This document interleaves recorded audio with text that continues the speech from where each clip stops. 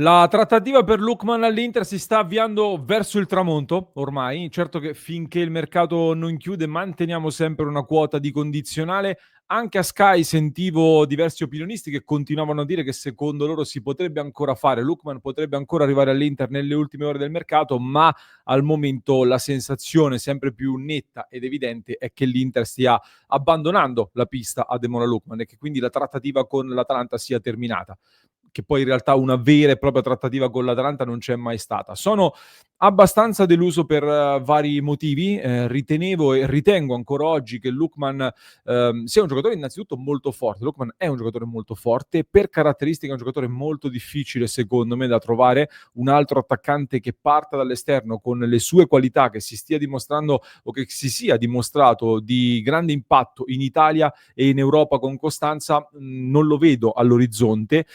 Avrebbe dato all'Inter un'arma tecnica e tattica molto forte da mettere in mano a Christian Chivu e credo che sarebbe stato un colpo soprattutto anche di grande entusiasmo per almeno gran parte dei tifosi. Un acquisto che, come ho sempre detto, avrebbe guardato innanzitutto all'aspetto sportivo più che a quello economico e il cuore da tifoso, come ho detto più volte, di fronte ad un acquisto che impatta soprattutto sul lato sportivo, anziché pensare sempre a far quadrare i conti, a come poterlo rivendere, eccetera, eccetera. Ecco, dopo tanto tempo ho detto ce lo meritiamo da tifosi e lo sogniamo soprattutto.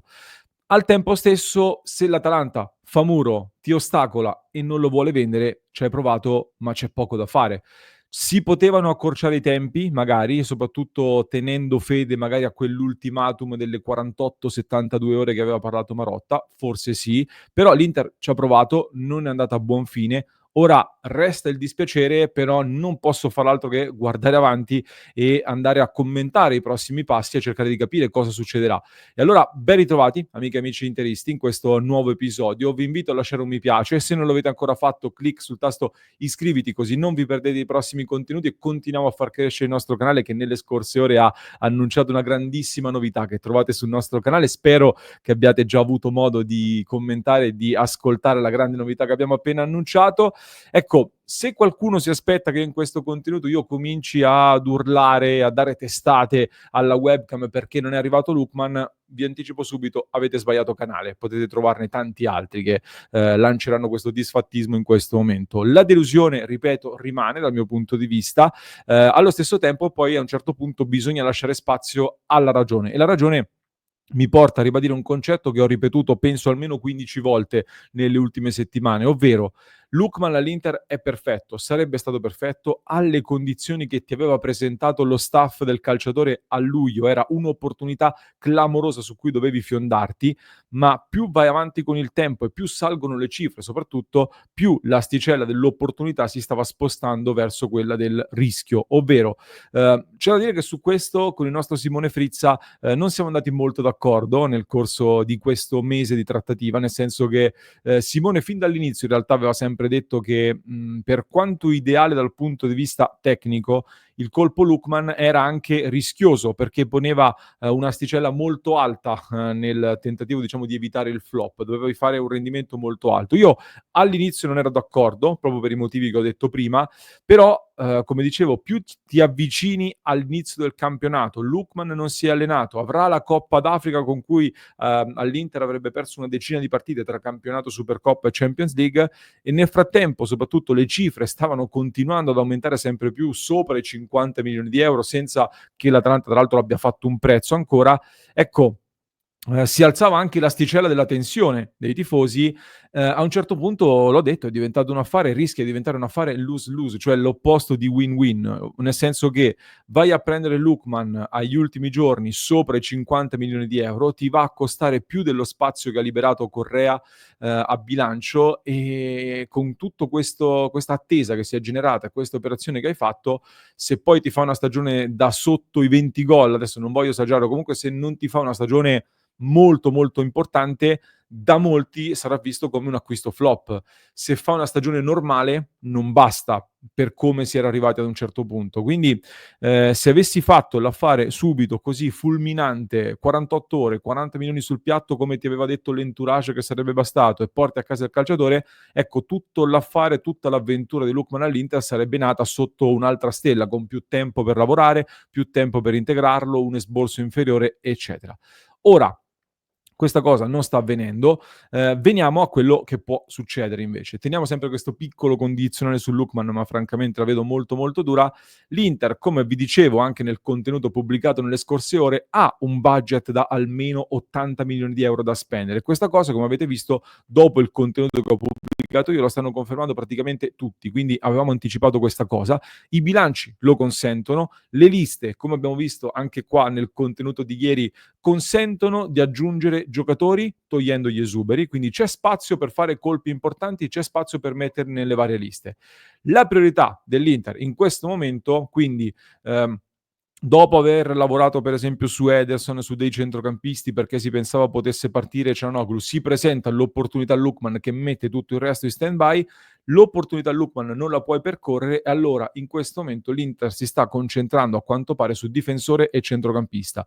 Due colpi di spessore in questi reparti. Stamattina me lo hanno ribadito, Chivu vuole e otterrà un difensore, mi hanno detto. Il centrocampista è un'altra esigenza importante. Sul difensore Solé non mi risulta una prima scelta.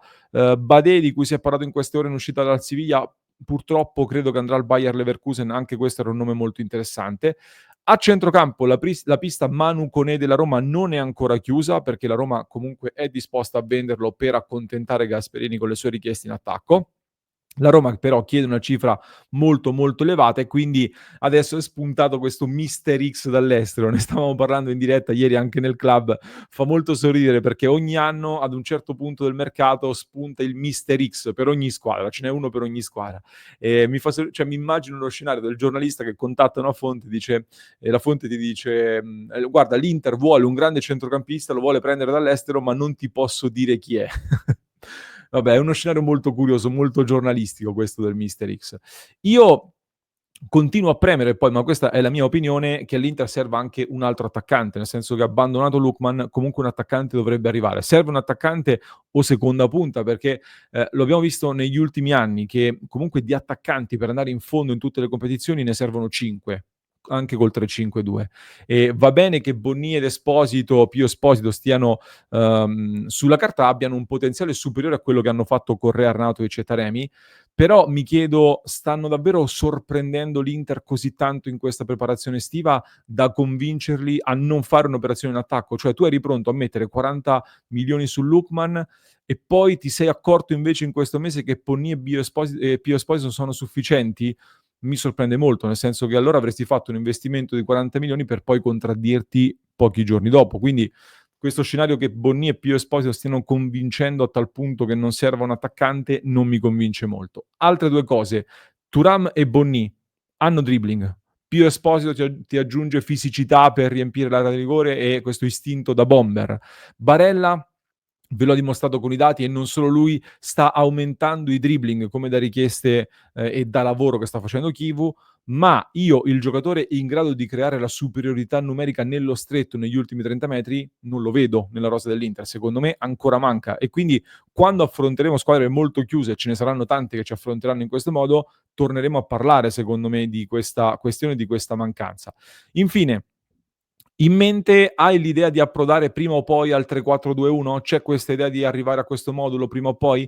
Ecco, nei due dietro all'uno davanti, io spero di vedere attaccanti o comunque fantasisti, mettiamola così anche, cioè l'idea che ok, possiamo adattare Mkhitaryan, Zielinski per quanto possa essere rilanciato, Frattesi, eccetera, lì alle spalle dell'attaccante, mi sa tanto di adattamento, cioè di fare le nozze con quello che hai a disposizione, ecco. E allora arrivo ad alcune riflessioni finali che voglio condividere con voi.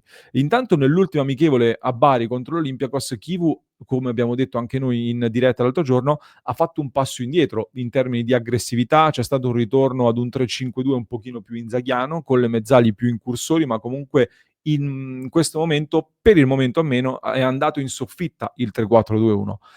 Sono amichevoli, c'è stato pochissimo tempo per lavorare, per carità, quindi pochissimo tempo per cambiare profondamente l'Inter.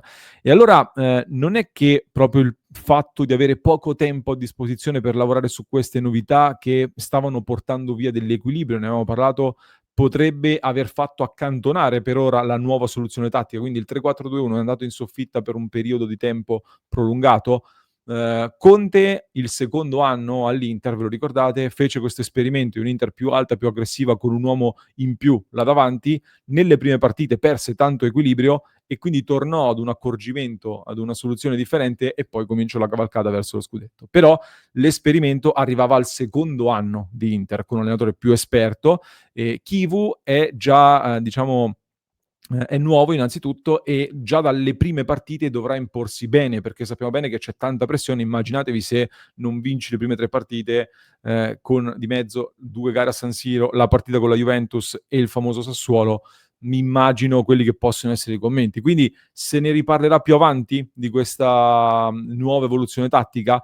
Tra l'altro qui anche si potrebbe fare un'altra critica volendo alla dirigenza, perché di uomini per passare al 3-4-2-1 che avrebbe in mente Chivu non è arrivato nessuno sostanzialmente, perché l'ultimo acquisto che è stato fatto all'Inter è Bonni il 2 luglio, a inizio luglio, ma era un affare già impostato da tempo, tutte operazioni che erano già state impostate prima di andare a prendere Chivu, quindi anche questo è un fattore su cui si può fare una critica.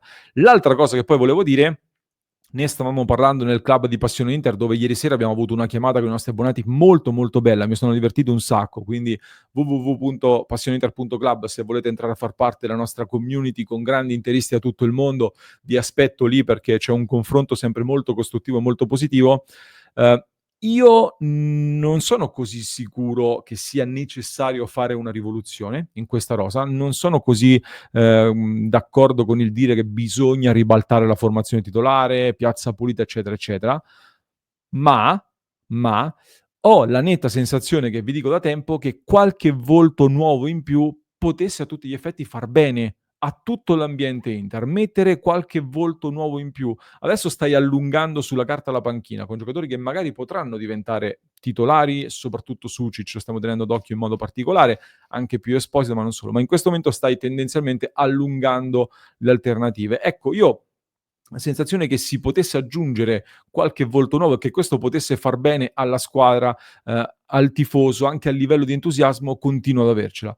E soprattutto però quest'anno, un anno in cui hai in mano a disposizione un budget importante per fare investimenti, hai la possibilità per andare a dare una scossa al progetto, hai la possibilità di aggiungere dei tasselli pesanti per l'immediato ma anche per il futuro, un po' come è stato il mercato di Conte, quando è arrivato Conte, quegli anni lì comunque sono stati fatti vari colpi, i bastoni, Barella, eccetera, su cui di fatto hai fondato i 6 anni di Inter da cui stiamo arrivando. I 6 anni da cui arriviamo sono praticamente figli di quel mercato lì, sostanzialmente, di quegli investimenti lì, che poi si sono corretti, si sono aggiunti con degli aggiustamenti, con delle opportunità, eccetera, ma gran parte dei risultati degli ultimi 6 anni sono frutto di un investimento, di una serie di investimenti che nascono da quel tipo di mercato lì.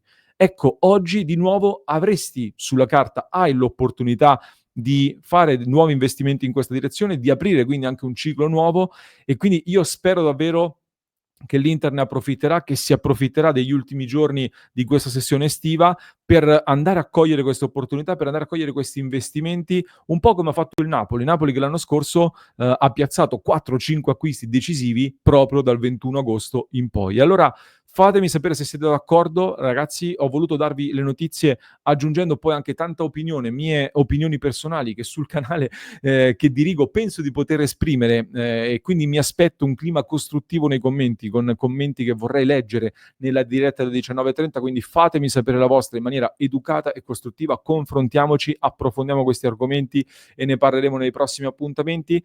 Vi ricordo il Fantacalcio di Passione Inter completamente gratis, il link qui sotto in descrizione per entrare a far parte della nostra lega su Fantapaz, completamente gratis, tante sorprese per voi, c'è l'accesso anche al server Discord privato, vi aspettiamo quindi nella nostra lega del Fantacalcio di Passione Inter, vi lascio con un altro approfondimento che trovate in descrizione per chi ci ascolta in podcast, mentre per chi ci segue su YouTube basta cliccare qui.